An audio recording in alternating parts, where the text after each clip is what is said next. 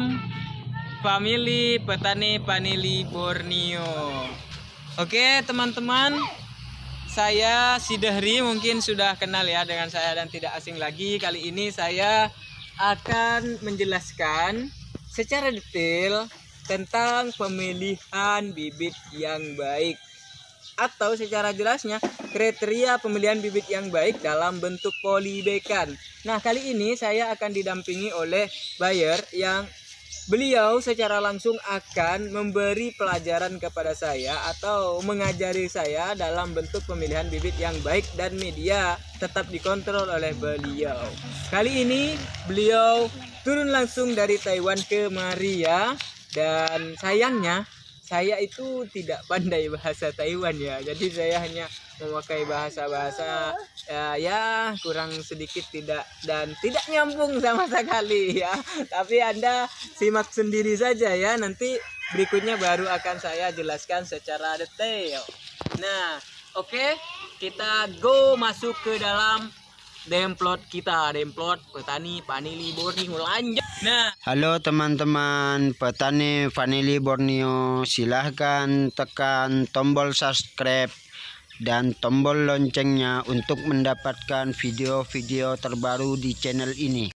Kriteria pemilihan bibit yang baik, Anda harus mengenali atau Anda harus memilih sendiri, atau Anda harus mendatangkan ahli yang biasa memilih bibit, begitu ya. Sebenarnya untuk bertanam sesuatu itu, maka yang urgent atau yang harus dipastikan yang paling utama itu adalah pemilihan bibit yang baik. Nah, jika bibitnya tidak baik, maka hasilnya juga akan tidak baik juga. Maksud pemilihan bibit yang baik adalah suatu keharusan bagi kita sebagai petani, karena di semua bibit yang biasanya tersedia itu tidak semua baik, namun tentu akan lebih banyak yang baik apabila mendapati perlakuan yang tepat. Yang pertama, pemilihan bibit yang baik adalah di pangkal tunas atau tunas waktu keluar itu dia besar dan bisa dibandingkan bisa lebih besar daripada yang lain, gitu. Ketika Anda sudah mendapatkan batang yang besar, maka pastikanlah daunnya juga sempurna.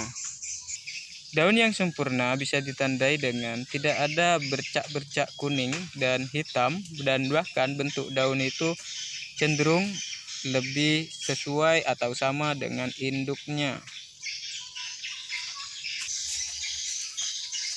Selain batang dan daun, Anda juga harus memastikan daripada penyakit. Apabila tanaman tersebut berpenyakit, maka hindarilah untuk menanamnya. Untuk mengetahuinya, Anda mudah saja. Anda bisa lihat daun dan tunas yang tumbuh. Di situ sudah menunjukkan gejala-gejala yang pernah terdapat pada tanaman tersebut. Media dasar yang digunakan oleh para pembibitan, mereka juga tidak sama.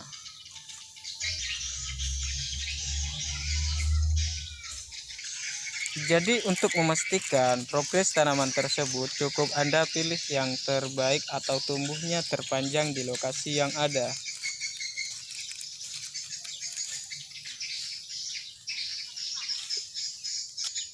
Untuk mengenali bibit yang baik, maka Anda harus berdiskusi dulu dengan para ahlinya. Jadi untuk memulai sebuah usaha, maka Anda harus tahu dulu, paling tidak Anda sudah pernah mendapatkan pandangan atau materi daripada ahlinya. Untuk saat ini, ahli para vanili ini sudah banyak sekali bermunculan, baik di Google, di YouTube, di FB, dan berbagai tempat.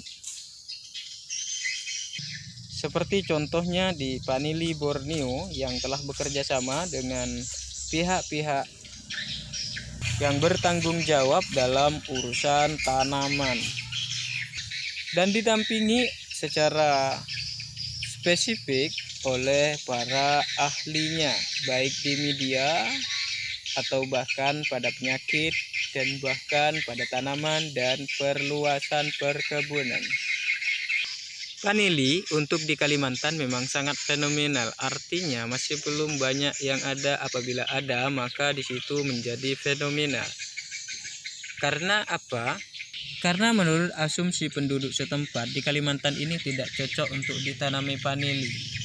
Sebenarnya kendalanya adalah pembuatan pupuk yang tidak baik dan tidak ada pelajaran atau dari pihak-pihak instansi yang telah memberikan pengarahan tentang pemberian pupuk yang baik dan pengaturan tanah juga lingkungan tumbuh syarat vanili atau syarat tumbuhnya vanili.